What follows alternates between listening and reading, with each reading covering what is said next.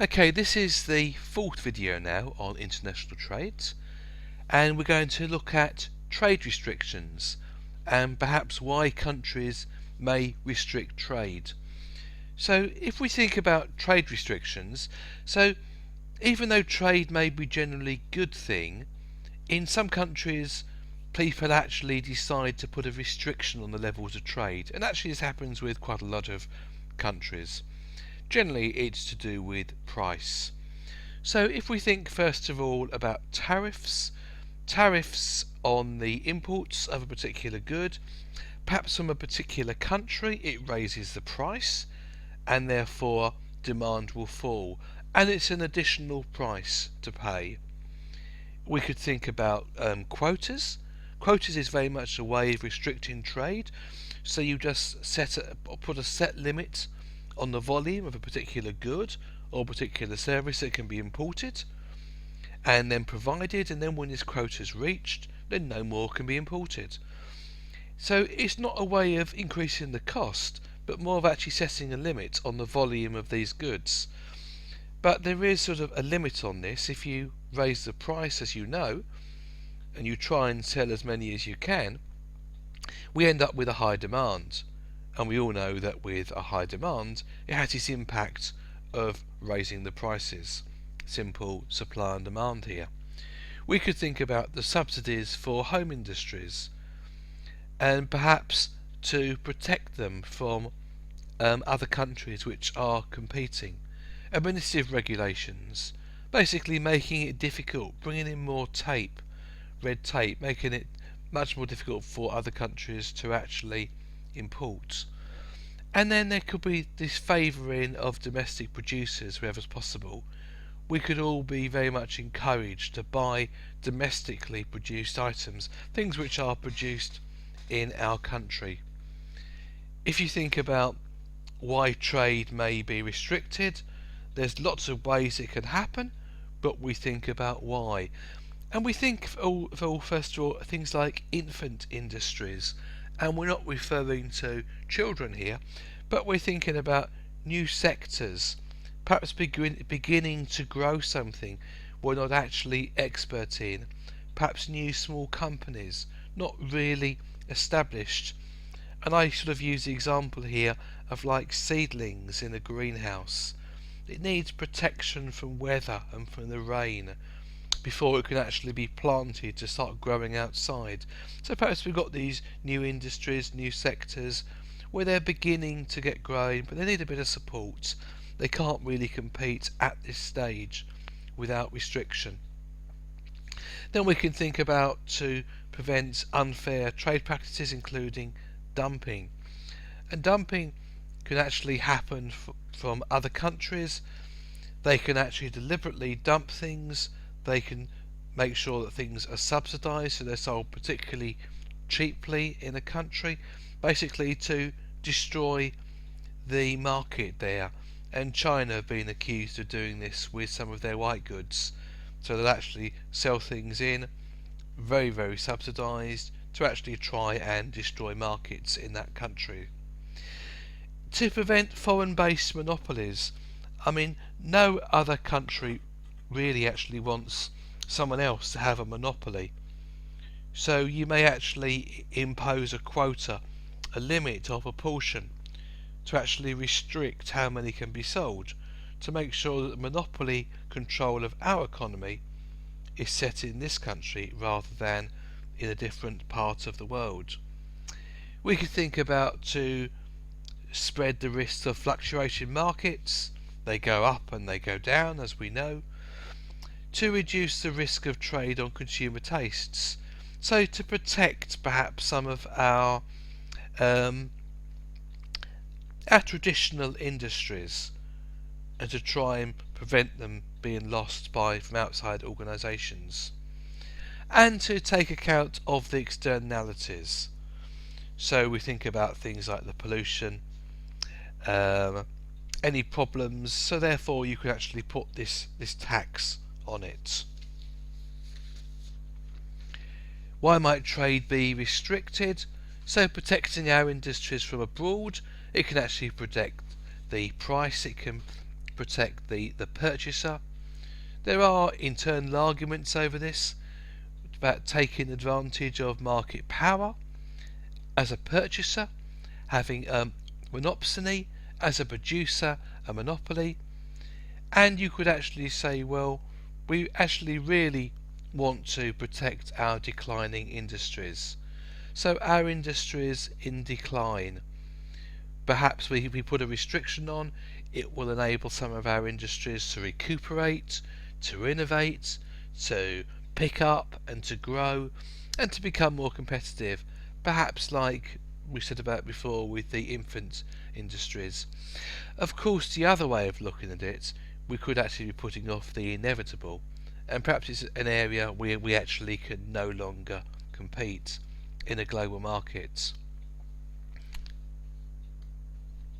So what's the problem? Well, there's lots of good reasons to reduce trade and to put restrictions on why it can happen, and it's something which can actually happen relatively easy. The problems though, if we look about retaliation from other countries, so if the UK puts a tariff on something coming in, let's say bananas, it's likely that another country may put a tariff on us. So it could actually mean that if we put a tariff on, say, electrical goods from China, they may actually retaliate and put restrictions on some things which we're actually quite competitive at. So it does actually cause, as you can see, a potential problem. Protection is the second best solution. So we're looking, as I said, about perhaps the declining industries we have, and it's one way of potentially providing help to them. But actually, perhaps they really need a bit of support in turning around and becoming more effective or efficient. So it could actually be helping them to look at new methods of manufacturing, technology, quality. We think about protection allowing inefficiencies to continue, and you might say we're protecting our industries, and if they can't compete they shouldn't be there. Or the adding to the levels of bureaucracy, and all the levels of bureaucracy, they do add to business costs, but not just in relation to other countries, but also to our companies here. The importing, retail costs, if it's government costs, and they do have a real cost to a business. If we think about how trade is protected and monitored, how we try and limit the number of restrictions over us, a lot of this happens through the World Trade Organization, which covers 97% of the world trade, and in 2014 there were 160 countries who were members. To be a member, you have to sign up to a set of rules, non-description between members,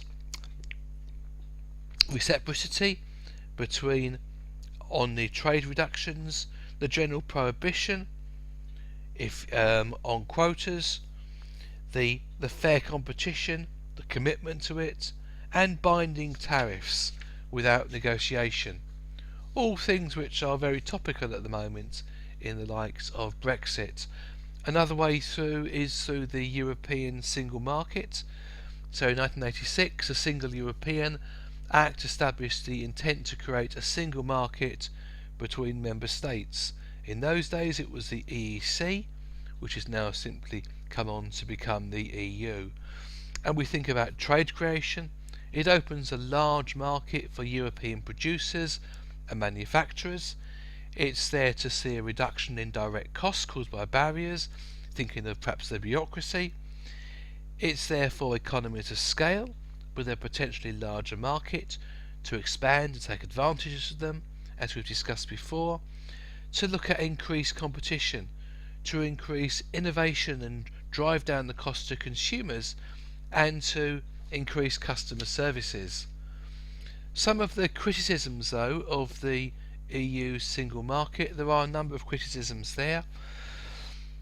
One of them is the radical changes are actually costly to implement. So if you want to implement change on this supranational basis, it's really expensive, it's costly to do it, it's time consuming, there's lots of negotiations, then time has to be put in to adjust to these new rules by regulations, legislation does have high costs.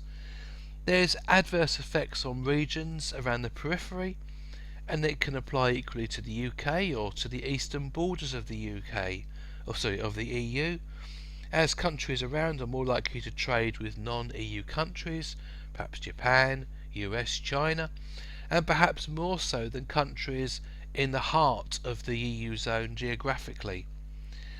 There's a development of the giant EU firms with excess power. So one idea of the single market was to enable companies to take advantage of economies of scale and access the market. So it can actually affect us in the development of these giant euro firms, which can then actually have a very powerful controlling over large areas of the market. It can take over and exert lots of power over the market, and it's therefore something we need to pay attention to and be really careful of. And then there's also the economic integration and the political integration and the relationship between them. So as we look for more economic integration to bring together economic policies and break down trade barriers, we have to look to harmonise rules and regulations for member states. So they're required to look towards political integration, decision making, who makes decisions about trade in a particular country. It's no longer possible for members to have complete control on rules or regulations. That's individual members of the EU states. They have a lot less control of trade decisions than they had prior to 1986, before the single market. The UK used to have a lot of control over air trade rules and making of own decisions, but once you join the single market, a lot of this control has to be given up over to, in this case, the EU.